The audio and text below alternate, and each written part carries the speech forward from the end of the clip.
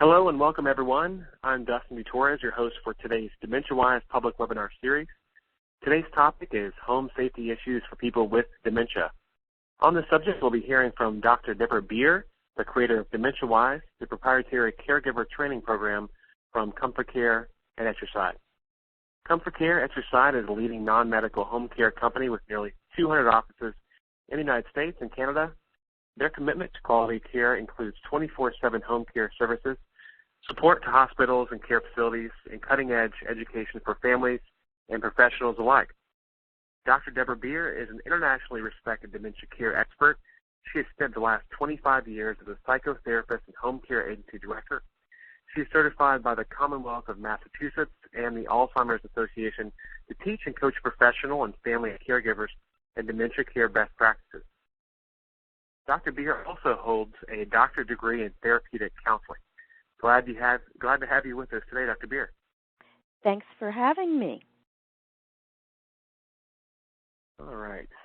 So, Dr. Beer, this is such an important topic, safety in the home when someone has dementia.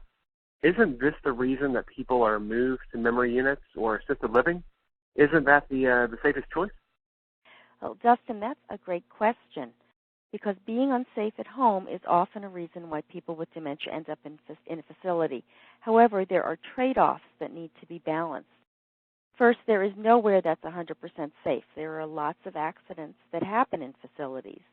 There is more supervision, but it's not one-on-one 24/7. And there are plenty of opportunities to have a terribly injuring fall, for example.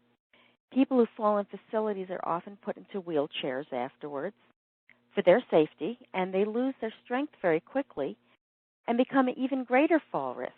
And they can quickly decline once they're put in that wheelchair and lose even more of their functioning than just walking ability, because movement is key to keeping brain functioning best as it can.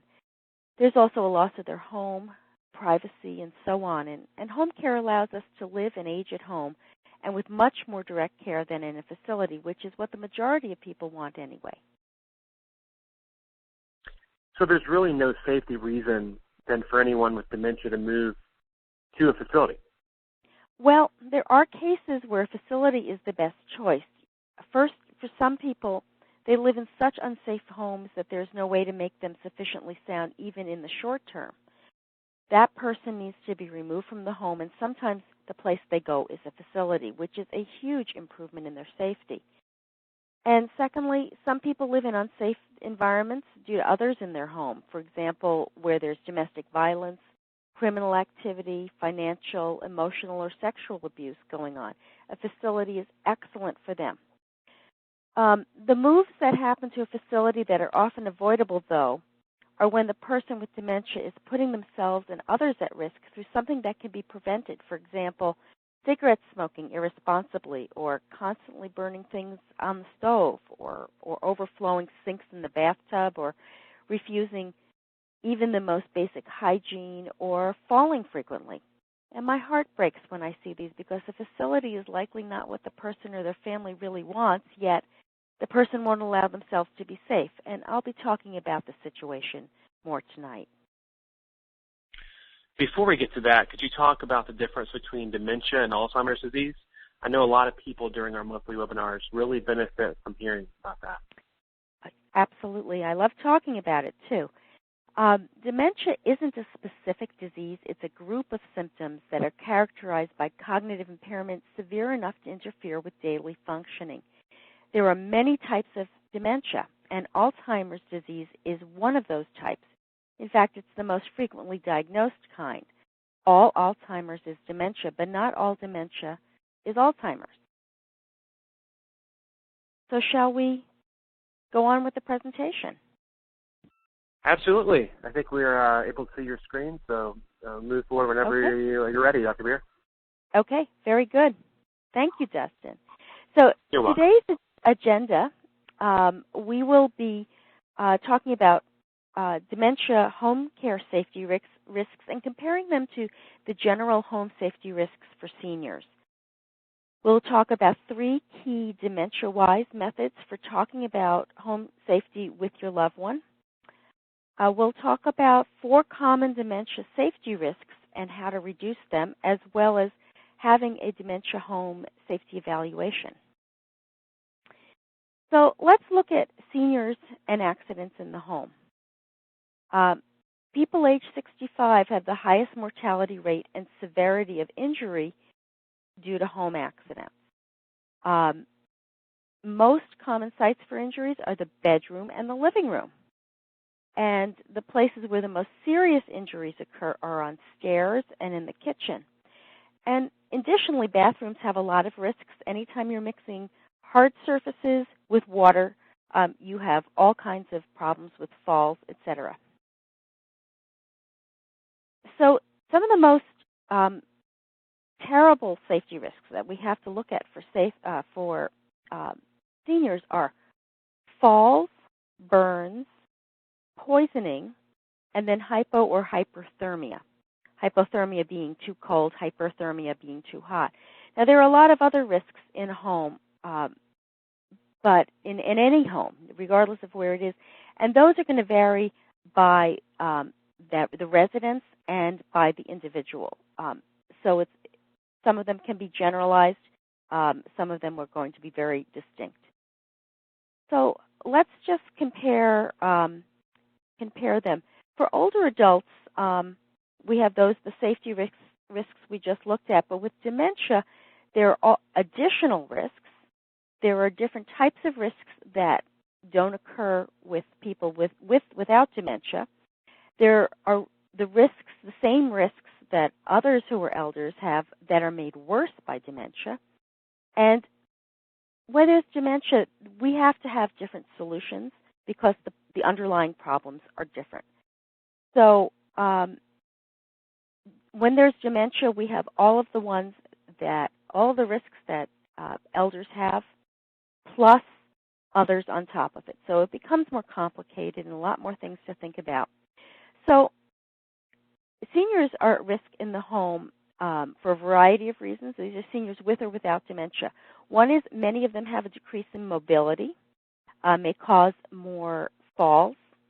They may have increased frailty and have a loss of their muscle mass and strength, so that things that weren't dangerous when they were younger and more fit and strong become dangerous now. They also have a slower response time neurologically, and sometimes that will put them into danger, or that will get them injured when they're in a dangerous situation. There's also more difficulty as we age in multitasking, so that we make more errors and mistakes. Normal age-related memory changes can play into accidents and injuries in the home, as well as whatever the individual health issues are. Maybe there's oxygen in the home, maybe certain areas become more difficult to pass because there's now a walker being used due to health issues, and that becomes a fall issue. There's also this generation of elders. They don't want to spend money to make themselves safe. They don't want to spend money to fix things. And sometimes this can get quite extreme, and we've all seen the show Hoarders. And it's not just the stuff that they have in the house, it's the way the house is falling down. And there are maintenance issues as well as safety issues. And when people who are older have an accident or an injury in the home, they have less physical resilience. They don't bounce back from whatever the injury may be. And falls become devastating to an older person. You know, when you're a little kid, you fall down all the time, and maybe you skin your knee, but you don't have the generally devastating, often irreversible results from a fall, except when you're an elder. So here are how some of the dementia home safety risks differ from just regular elder safety risks. With dementia, you have so many other factors causing danger. First is their deterioration in good judgment and their inability to plan something in a safe manner. They have additional balance and coordination challenges with dementia, and we'll talk about some of those in a minute. There are significant changes in the way they process sensory information. So though there's nothing wrong with their eyes, their eyesight is not as good. Noise and sound acts differently. So these create new dangers that someone without dementia doesn't have. With dementia, they have such an inability to have normal safety awareness. They can't see the consequences of their actions and play out, well, if I do this, well, my chair might fall over, so I better not tip it. They just can't play risks forward and say, oh, that's not a good idea. There's a lot of confusion, easy distraction. Many mistakes can be made, and they have a lot of trouble following directions, and often these directions are keeping them safe. For example, reading on the side of a bottle of something to make sure that they're diluting it correctly or taking the right amount of medication. They also have trouble, increasing trouble with solving problems, so that they can't think their way out of situations well in a way that creates safety or maintains safety. They also have a problem with mental mapping, and that's something that we do in our brains to visualize where we are, where we want to go, and the route to get there, so that you have people getting confused and lost and not finding things where they left them, and et cetera, or not avoiding dangers. So let's talk about 3 key DementiaWise methods for when you're talking to your loved one or your patient or client about home safety. There are 3, and the first one is to check yourself, because we don't want to trigger their resistance and rejection of the whole topic, much less the specifics of what's dangerous and how to correct some of these dangers. And it's really unfortunate but true that we as caregivers, both family and professional caregivers, are often the triggers for difficult dementia behavior. And we don't try to do this intentionally. In fact, we're trying not to do that. But often we don't understand how we trigger people with dementia because they are different than people who don't have dementia. It's important to understand that people with dementia have fully intact emotional abilities up until the end of their lives, unless they have a very specific loss, let's say through a stroke, in areas that would impact their emotional abilities. Something with like Alzheimer's disease, people have all of the emotional abilities they've always had. And caregiver body language can often sabotage the cooperation and acceptance of the care or safety changes, so that people feel disrespected and they feel like I'm losing control of my home, and they have all of the normal feelings that we would expect. Plus, the caregiver may go in feeling like there's going to be a fight, and their body language is not relaxed, and it's going to actually trigger a lack of cooperation. So before we go in to any situation with a person who has dementia, we have to check ourselves, check our body language, and make sure that we're projecting the kind of emotions we want to see coming back at us. Because that's really what happens when we are with someone with dementia. What we're showing emotionally is reflected right back to us in concentrated and amplified way. So if we're nervous and are ready for a fight and are showing that in our body language, well, that's exactly what we're going to get. So before you start talking and throughout any discussion with a person with dementia, we want to check our body language and adjust it if it's showing something that we don't want it to show. Very understandable that if this is a loved one in particular, that you've been frustrated talking about safety for a long time and maybe not having anything change, or even that there's no reception to even discussing the issue, much less making change, it would be really easy to be frustrated and to show that frustration, but you really have to not do that because you'll never get into a good place where there's dementia. We also have to realize that when a person's language abilities deteriorate, body language, their body language, and your body language becomes even more vital to communication. So don't show your disapproval or your judgment or your criticism of the person's choices that have led them into an unsafe situation. Don't show those in your body language, and also don't show those in your speech, but it's very easy for that frustration to creep out into the body language. Frustration and anger, because you only want to help, and often you're being shut out.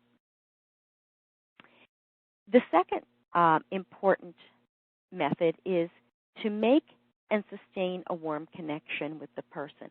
After we check ourselves, we make warm connection. And, we're really in so much of a hurry, and many of us, when we're dealing particularly with family, we have a job, we have our kids, we also are taking care of a family member, or if we're a professional, we may have so many people that we need to take care of in this shift, and we have to keep moving.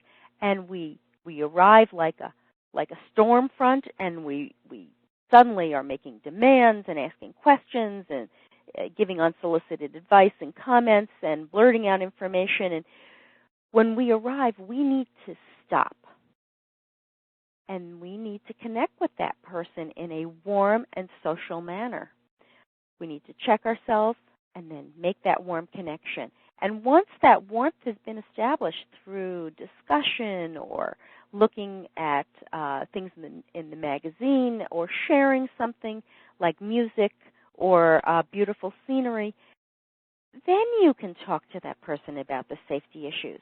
And as you're doing it, you need to keep that warm connection flowing. And actually, it really changes the tone of the exchange enormously. It becomes much easier to be caring, and you'll find that it really helps with acceptance. That interpersonal warmth is really key. Excuse me, for having safety recommendations, having a hope of being received in an open way. Now, I know we think, I don't have enough time to stop and check myself and make warm connection. I got a lot to do. Well, you do have a lot to do, and that's why you need to do this. You don't have time to skip this, because if you don't check yourself and make warm connection, you are going to end up nowhere. You're likely going to end up with another not constructive conversation. So we say you spend 5 minutes doing these things to save 20 minutes of heartache. So when you're making warm connection, do talk about things the person enjoys. Not just that you enjoy, but that the person enjoys, and maybe something you enjoy together, even better for making warm connection.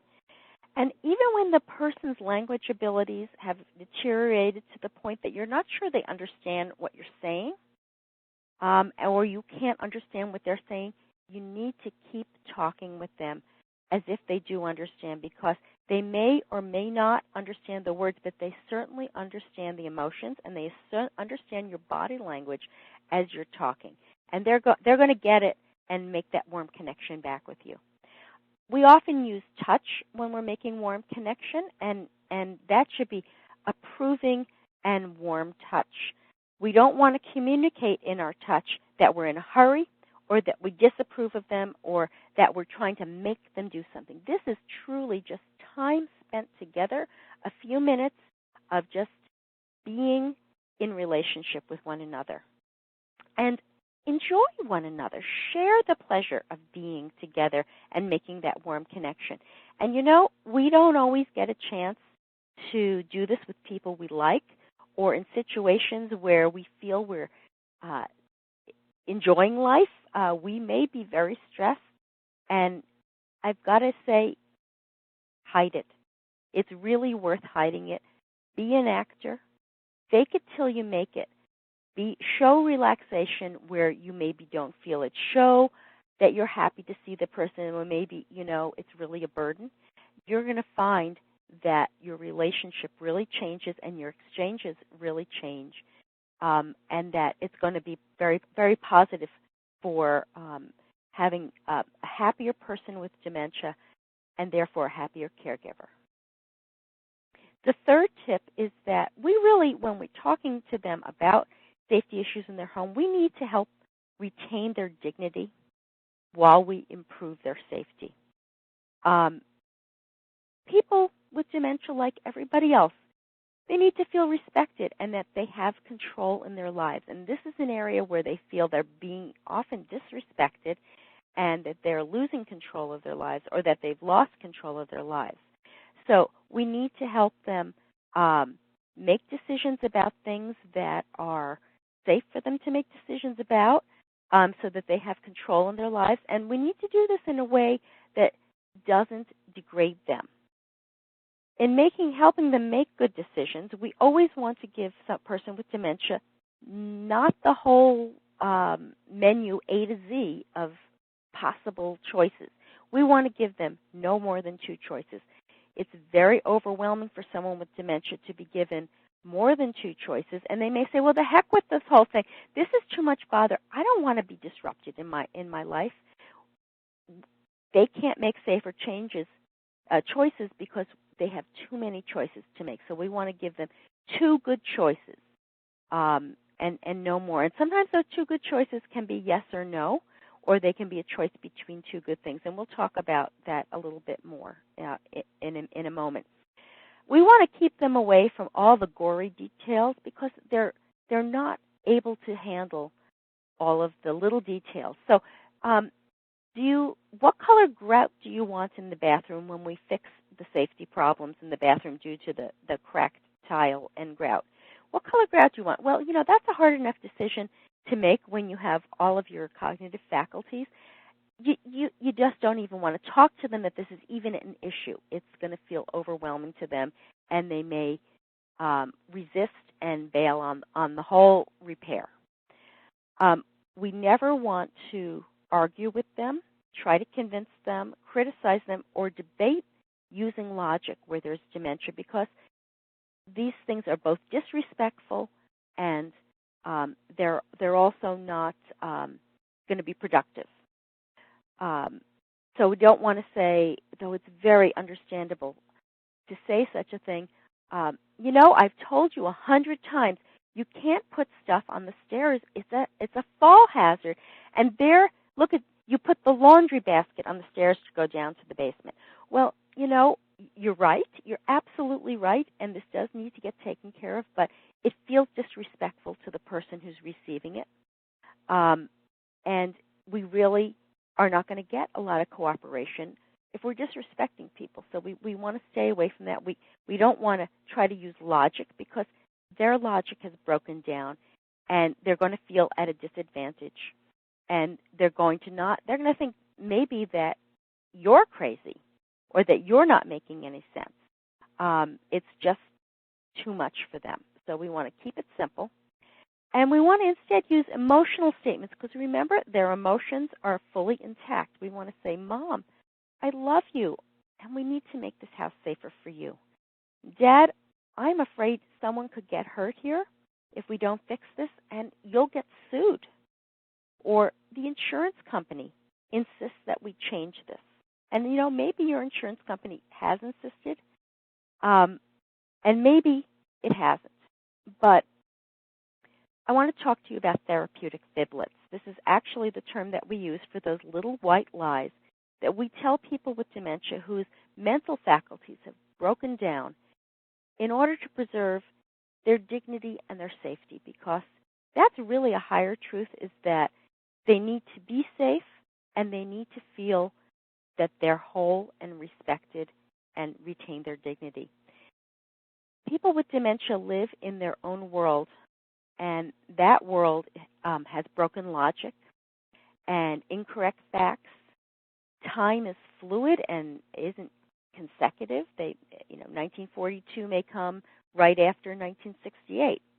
And their abilities to reason are fractured. Sometimes the only way to make sense to them is to tell a therapeutic fiblet like the insurance company insists. We need to go to where they are. We cannot bring them out into the logic of our world. If we could, we certainly would have. And I bet that you've tried to use logic many times with people with dementia, as is very natural, as we all have, until we learned that this really doesn't work. We want to tell them a little white lie that doesn't point out that they've made mistakes and that they no longer can make decisions responsibly. We need to preserve their dignity. And this is hard. Telling a lie to an elder, willfully telling a lie to an elder, should be hard because we want to be truthful to people and in our relationships. So if you do feel, oh, God, it hurts me when I need to tell a lie, good for you. It's when we're lying to each other without any regrets that we really have to worry about each other's morals. So I want to pause here to talk about the issue of consent. Does the person with dementia need to agree to these changes? Well, adults in the Western world are assumed to be competent and to have the right of self-determination, unless some legal process has come into play where they are determined to be incompetent and lose their ability to have and their right to have self-determination. So an elder, no matter how cognitively deteriorated they are, if they are still legally retaining their competence, if no legal process has gone on to take their decision-making powers away, then safety changes can be stopped by that person's refusal to have anything to do with them. And no one can force them on a person who is legally competent. And I say that in a legal sense, not in the sense of functional competency. There are a lot of people with dementia who are not functionally competent, but no legal process has gone on to take away their rights to make decisions. And that's good. We don't want people suddenly to find without due process that they don't have a right to make decisions. We want that, but many families have not gone through that process. And in many instances, people with dementia who are not competent do not make themselves safe and actually are actively making themselves unsafe. They may not have a guardian or conservator who has a right to insist on changes.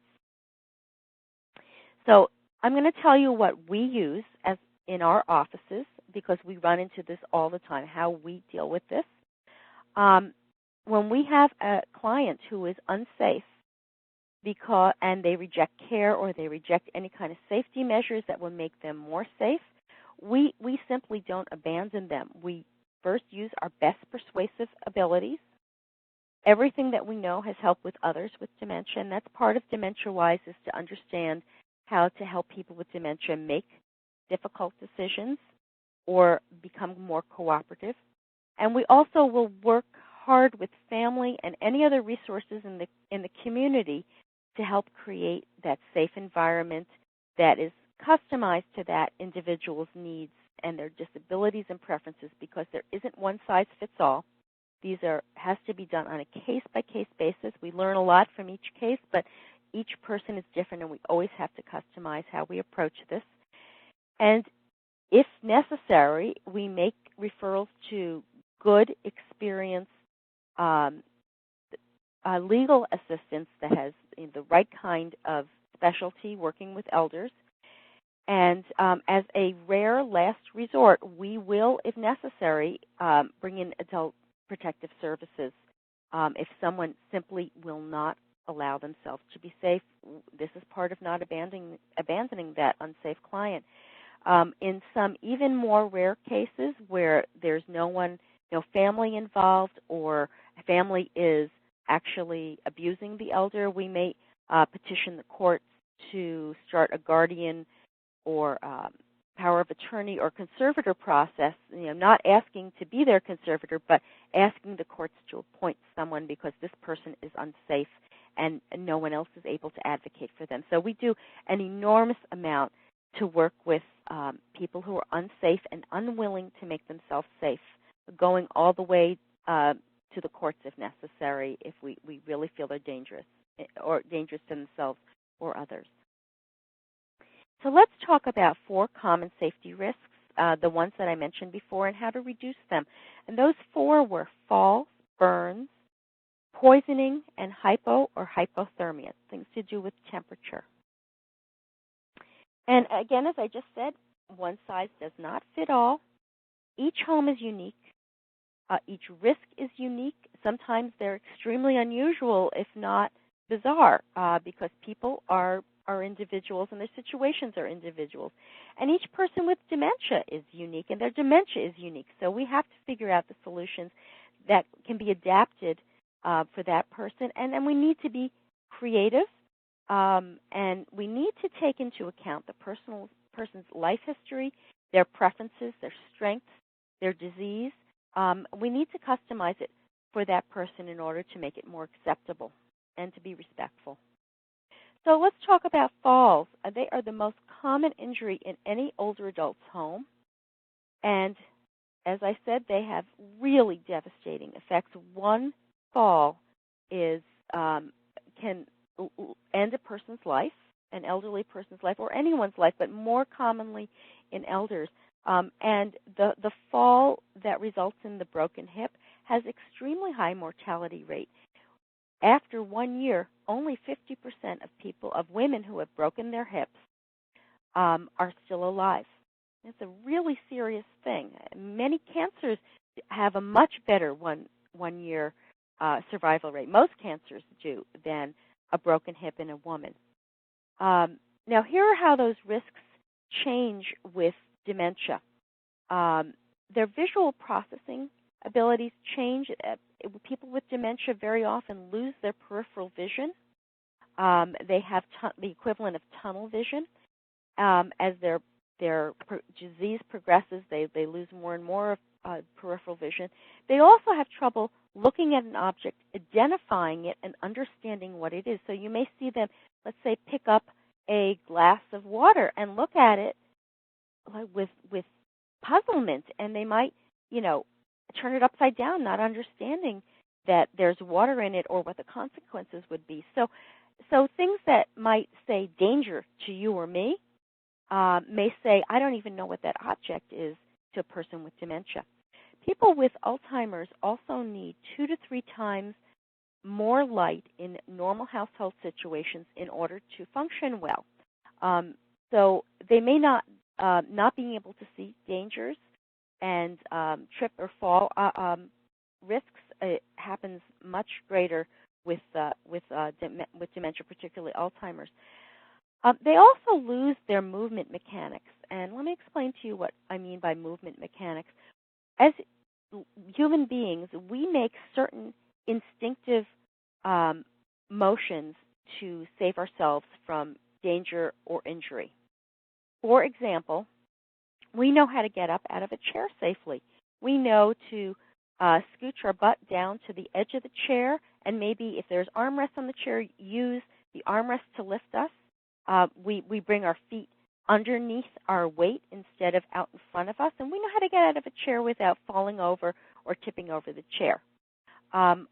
We also, in movement mechanics, we will also often guard ourselves, or let's say save ourselves from a fall. If we're tripping on something, we'll either put out a foot or grab something with our hand to try to save ourselves. Those are instinctive. We don't think about those. Those are happening so fast that we can't think about them. We can't take the trouble to think about them. We'll also, when we fall, shield our face and our head by we'll turn our head away from the fall, and we might put a hand or arm up over our face and head. Those are all instinctive, and people with dementia lose those instinctive abilities so that when they fall, they don't guard themselves. They don't save themselves from a fall. They fall, and they get severely hurt, more severely hurt than you could imagine from a minor fall, like they fell out of a chair, or, they tripped slightly over something that shouldn't have caused a major fall, but they didn't know how to save themselves. So they fall and they have more injuries. They also see a deterioration in their motor control, both fine and gross.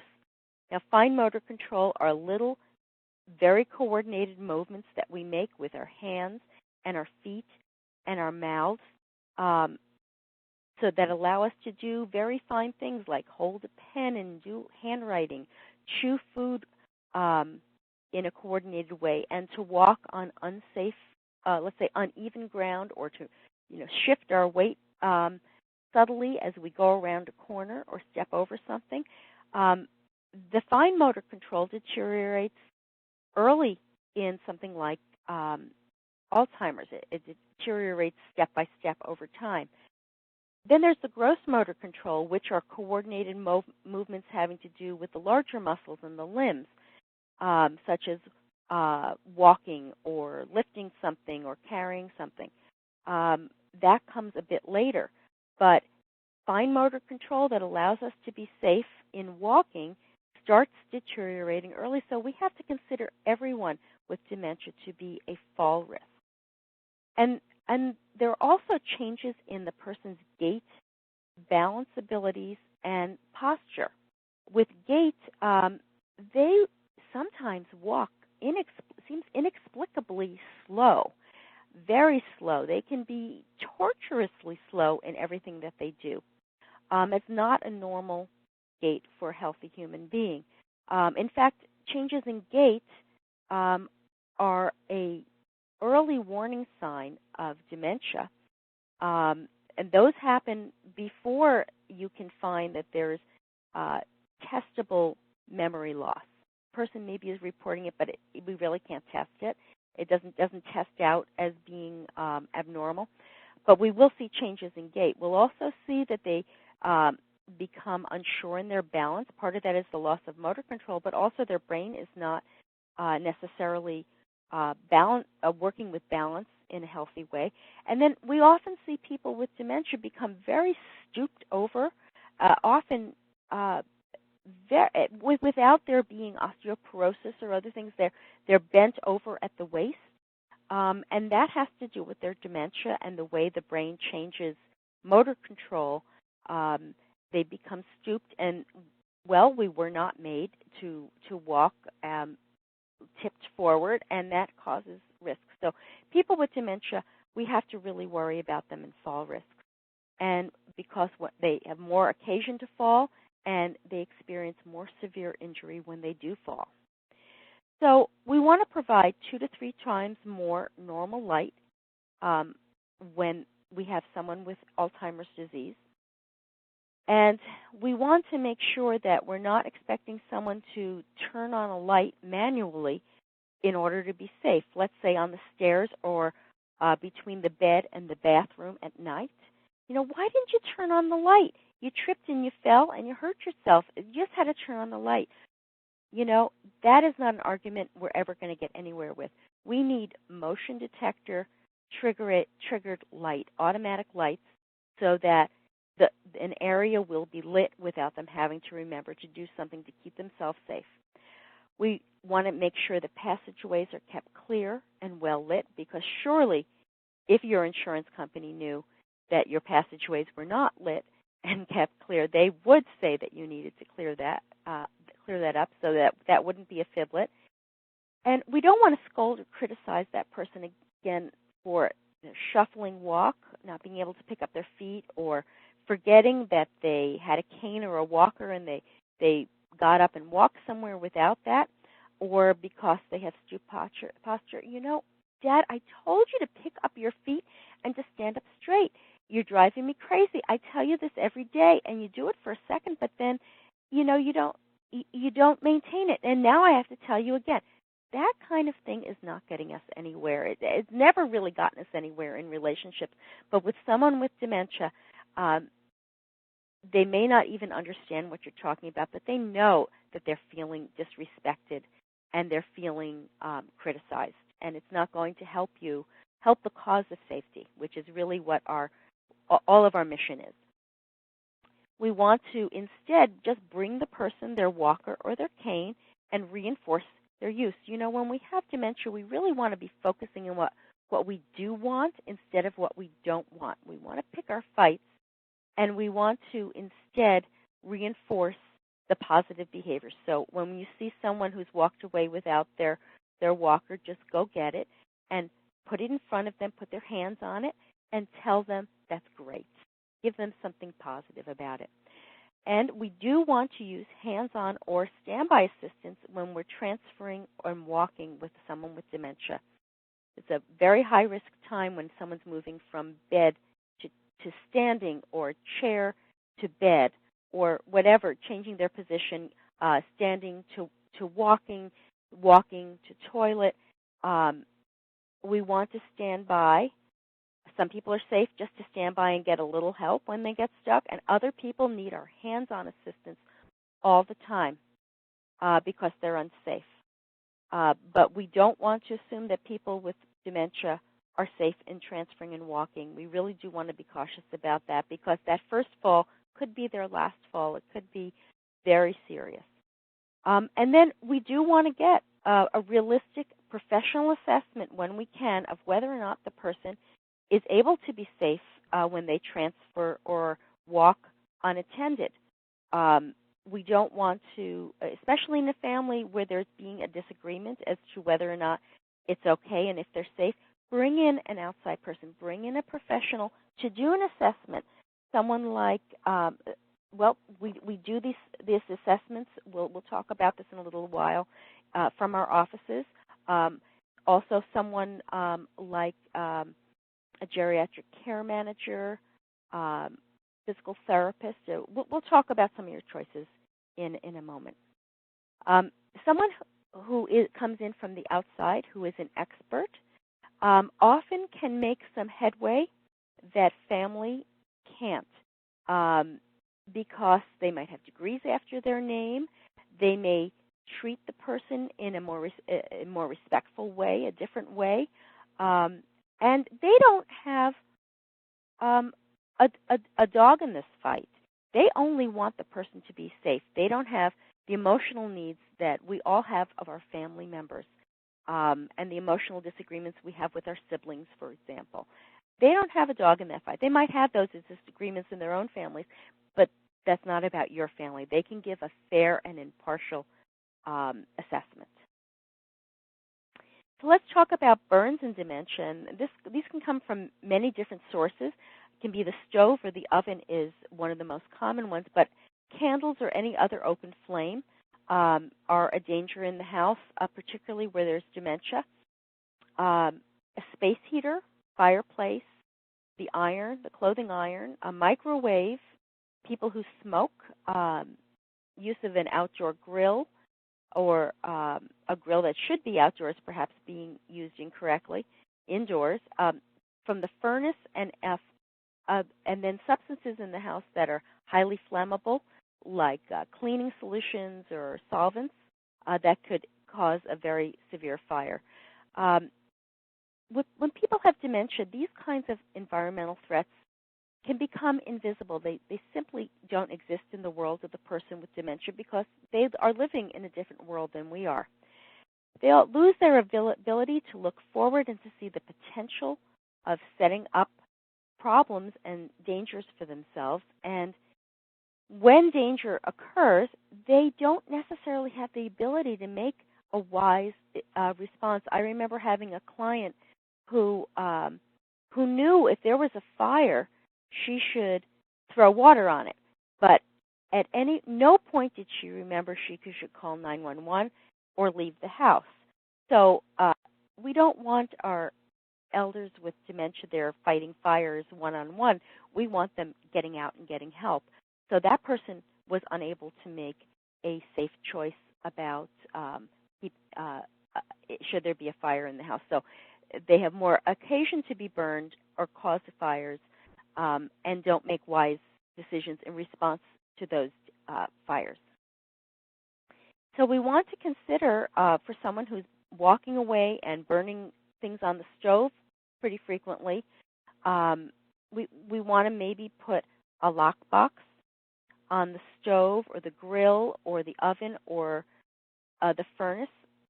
We might want to shut off the gas or electric to the appliance and say, the stove isn't working. We're going to get someone in to fix that, but right now it's not operating.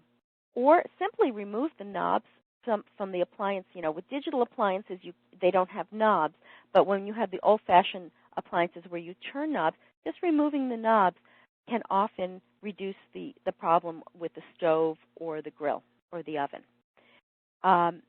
We don't want to completely forbid them to cook if that's something that they're used to doing.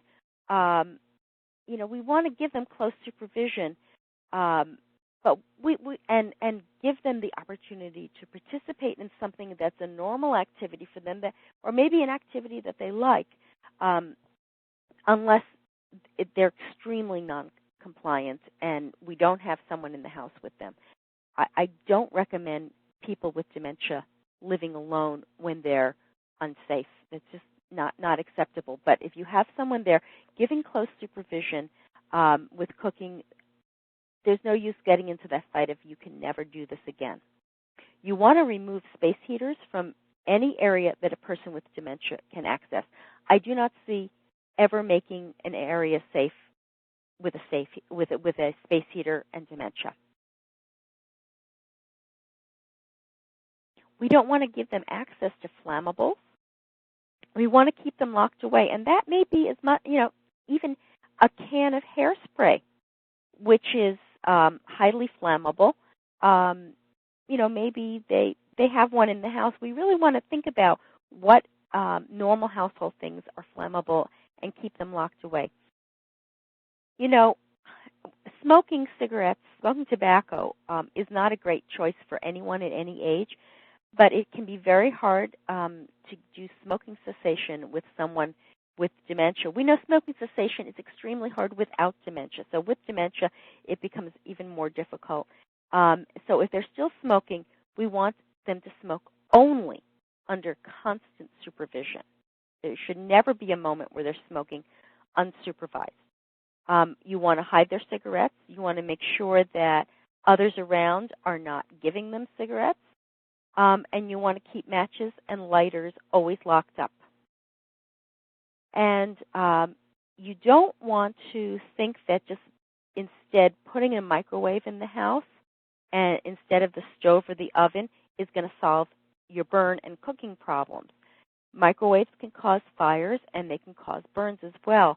For burns, you know how hot in a very short amount of time something in the microwave can become. For an elder who isn't used to a microwave, it may seem like a minute or 2 minutes isn't very long. Let's give it 20 minutes. Let's give it 30 minutes to heat up that plate of food.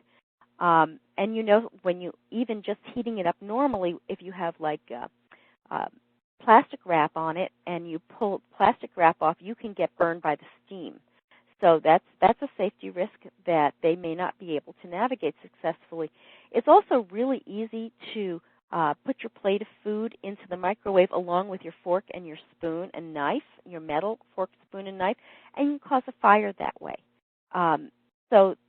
Microwave is not a safe solution for someone with dementia. Let's talk about poisons and the sources of poisons.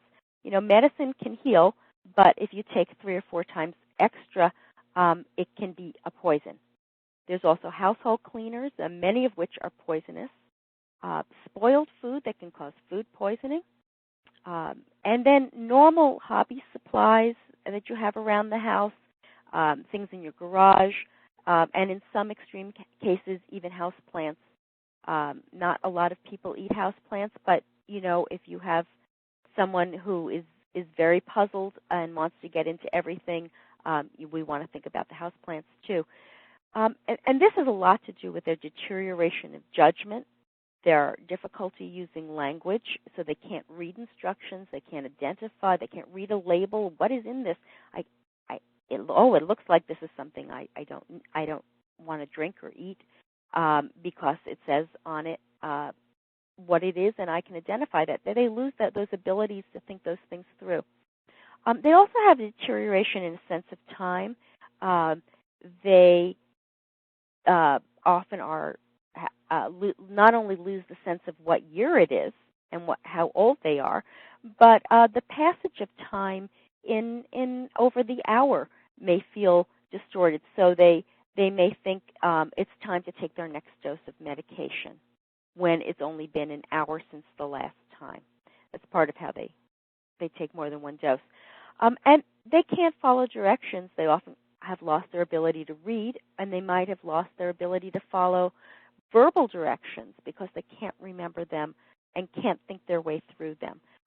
They're confused about objects and the names of objects, and they may get into something that isn't safe for them simply because of confusion. So we want to, when it comes to medication, develop a way that they can consistently take their medication in a safe way that reduces the risks of overdose. This may be perhaps we can just work with a simple cassette, those little containers that have little doors on them that have different days of the week and morning, afternoon, and evening. It may be that we can work with them with that so that we can keep them oriented enough. If they're oriented enough to time, they can figure out which little door to open. There are mechanical ones or digital ones that will remind the person and administer exactly one dose. Also, some drugstores will blister pack all of let's say the morning meds, the variety of morning meds, and they only have to punch out that blister pack bubble for their next dose. That can go a little awry because if they skip a dose, then they're not taking the right things at the right time. But with some supervision, that can also be worked with.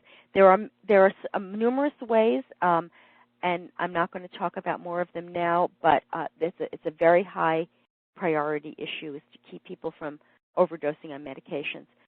We want to leave we don't want to leave household cleaners, garden, or auto supplies around unlocked, especially if you have someone who likes to rummage in closets and drawers and get into things and take everything out of the bookcase, etc.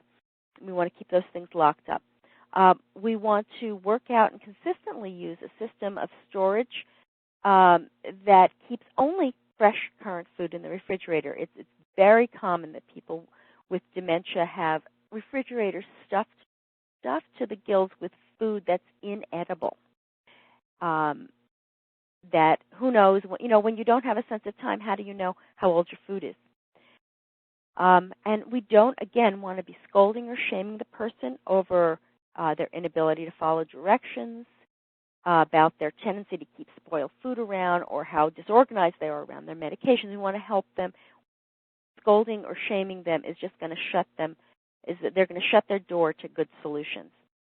And we want to take a look at the normal supplies that we have around the house for hobbies or other materials to determine the safety risks. Maybe they were okay 5 years ago or 2 years ago, but maybe they become unsafe and they need to be used only with supervision. So the last of the 4 risks are hypo and hypothermia. And older adults are just more vulnerable to hot and cold. Infants are, as well as older adults. And these temperatures don't have to be extreme to cause problems. It can be 55 degrees, not 25 degrees, that can cause the hypothermia. It can be 60 degrees even, depending upon the person and how they're dressed. Often, I think the hyperthermia is a risk with older adults because so many of them run a bit dehydrated. They're not drinking because they might have become more of a couch potato, and they're not getting up and wanting to go to the bathroom, so they're not drinking, and they become overheated more often. So we have to realize with dementia, people lose the ability to understand and interpret the sensations that they have in their bodies. So they may be cold and they may be miserable but they may not go, oh, I'm cold. That's what this feeling is. I need, and then to be able to work on a solution, I need to get a sweater. Or I feel hot. I need to just take off one layer. Sometimes they take off all their clothes. They can't find solutions to whatever the discomfort is. And they may also have trouble saying, I need help. I don't feel well. I'm unhappy. Maybe they're hot or cold, but they can't communicate that accurately. Maybe they say they need to go home instead. They want to go with. They want to be more comfortable, and instead of saying, "Can you help me off with my sweater?" They say they want to go home, and so there's a mismatch in the communication, so that they end up too hot or too cold, and we really have to help them keep track of whether or not they have the right clothing on or the right environmental controls. So we do want to give small amounts of fluid throughout the day, hot or cold, whatever's appropriate. And I say small amounts, not to say that they should have less fluid. We want to keep them hydrated. But often if you hand a person with who is shunning fluid a large glass of water or whatever, they'll say, oh, I can't drink that. That's too much. So we often do better when we give them frequent small ones, small glasses. They don't feel overwhelmed, and since they maybe can't remember the last time they had a small glass of water, which was maybe half an hour or an hour ago, it works. They don't tend to refuse it as much. We don't want to let the person with dementia figure out what appropriate clothing is for the temperature, because it's just something that they can't figure out. We want to help them. We want to maybe do it in a way that they feel respected instead of being made a child of, go get your sweater, which would treat them like a child. Maybe check the weather forecast together. Say, oh, look, it's gonna be cold today. I think I'm going to wear another sweater. Why don't you pick up your blue sweater? It looks great with what you're wearing. And that way it's more of an adult exchange, and they get to be a part of the decision-making process by looking at the forecast together. And again, of course, don't scold or criticize them. Instead, ask if the person is hot or cold. I'm sorry, don't ask if the person is hot or cold, because they may not be able to communicate that. Or if they need to put on or off a sweater, they may not be able to conceptualize what their problem is, much less the solution. Don't take that at face value. We do want to say, let's take off the sweater, see if you'll feel better, or let's try putting on a sweater, see if you're going to feel better. Okay, and some more do's or don'ts. We do want to give two appropriate choices for changing clothing for the temperature. We don't want to say, would you put on something warmer, because they may not be able to figure that out, and may get stuck in front of their sweater drawer going, I don't know what to choose, and may come down with a pair of socks, for all you know, instead of the sweater you sent them to get. You want to say, do you want your blue sweater or your red sweater? Those are two choices. You might also say, would you like your blue sweater? That's a yes or no choice. That's pretty much like two choices as well. You need to know the person's tendencies to be hot or cold. People are very distinctive. Some people are a roaring furnace in the winter, and other people are wearing a sweater in the summer because they need it. And understand that doesn't necessarily reflect yours. I often think of what they tell new mothers about their baby's temperature needs. Always put on one more layer than you need. Well, how do you know your baby has the same kind of temperature needs that you have? Maybe you're always one of these raging furnace people, and the baby needs 3 more layers than you do. So you have to really gauge it by the actual behavior of the baby.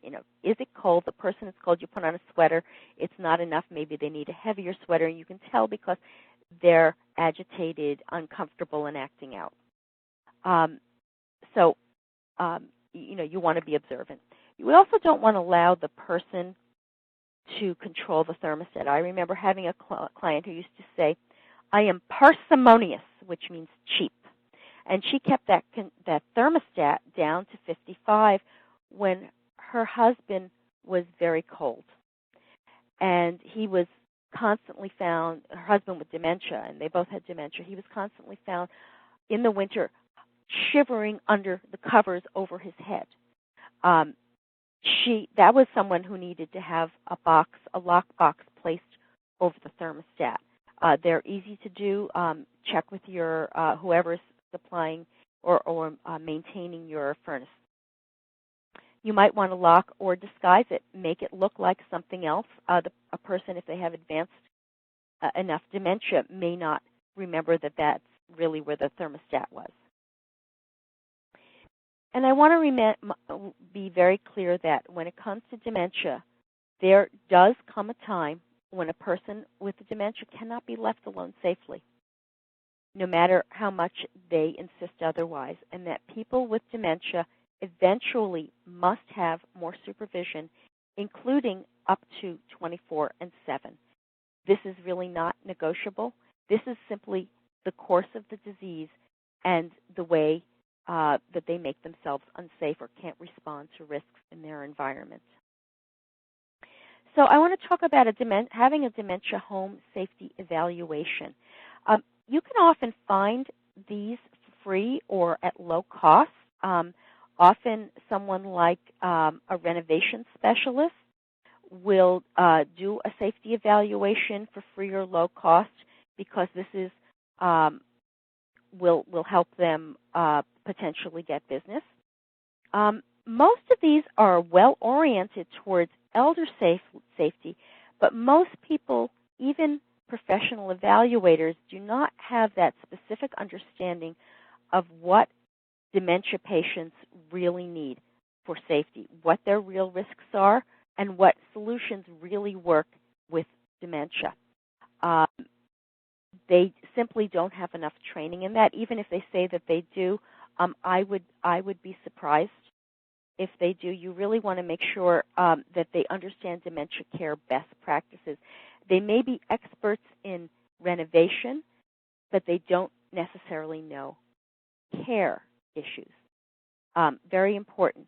They have a lot to offer and a lot of good input, but it may not be sharp enough for the needs of dementia. So our offices offer free dementia home safety evaluations. It's part of our training for DementiaWise program.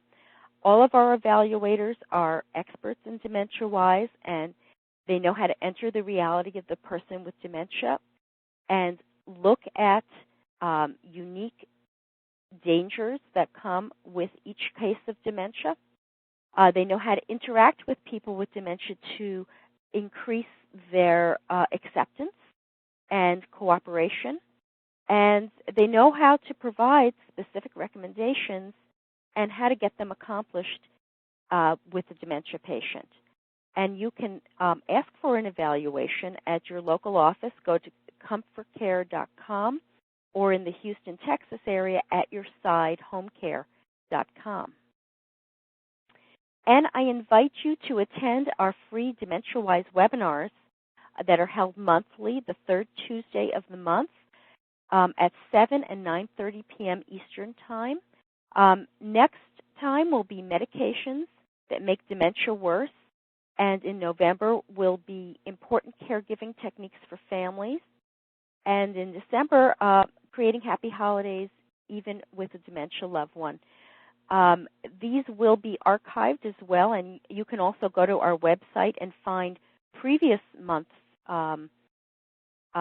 webinars archived on a variety of different subjects.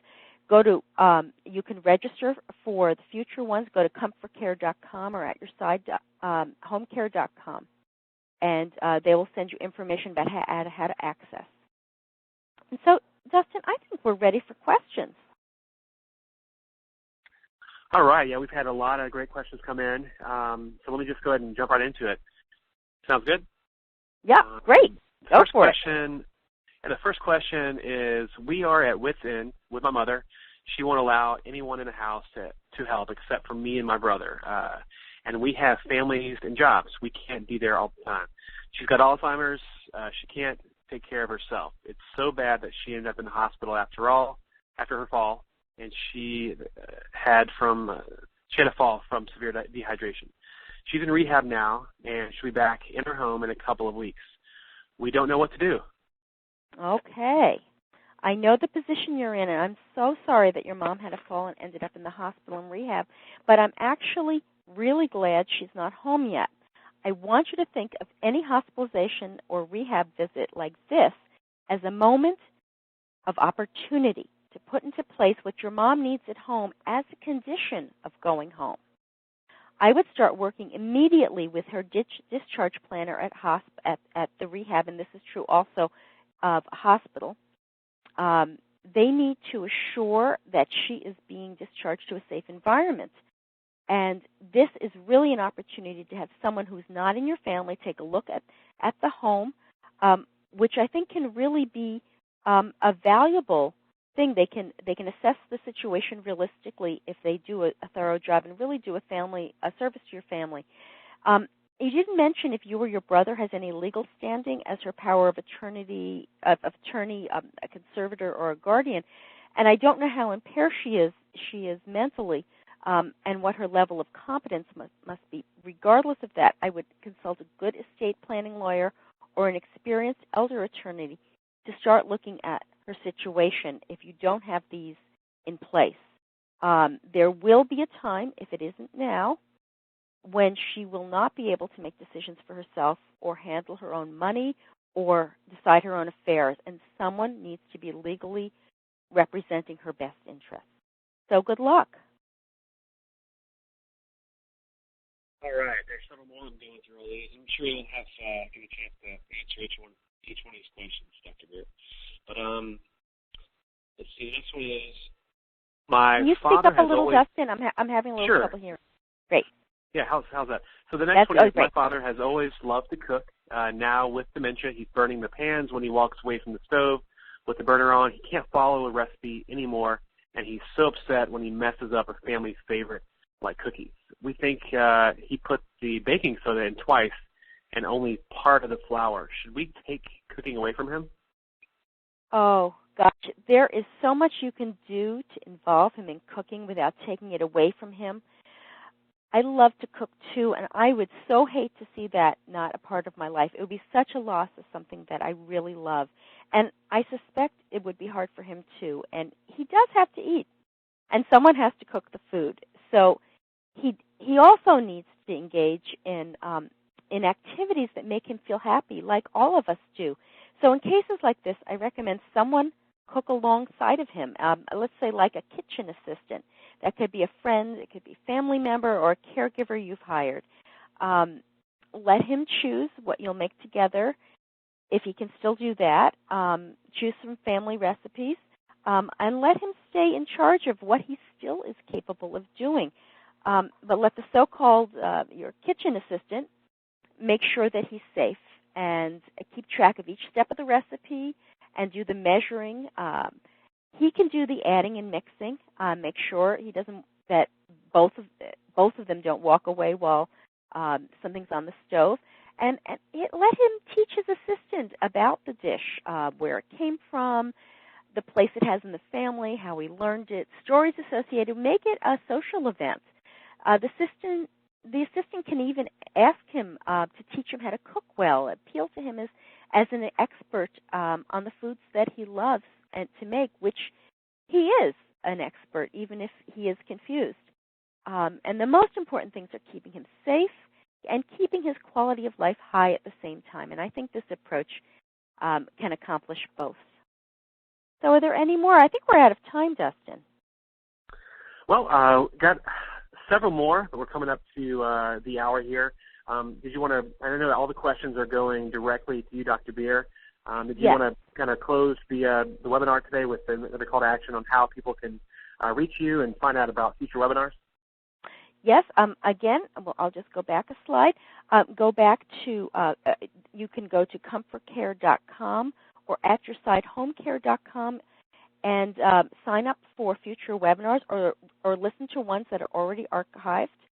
If there's any way that we can help you understand how to handle your dementia challenges well, whether they're a family member a client or a patient, please contact our offices, and you can find your local office online at ComForCare.com or at your site, HomeCare.com, and ask for a meeting, and we'll be happy to come and help you figure out some of your challenges and solutions to them.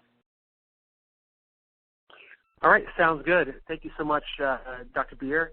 Thank you. We'll look forward to talking to you on the next webinar. Okay. Bye-bye. All right, bye-bye.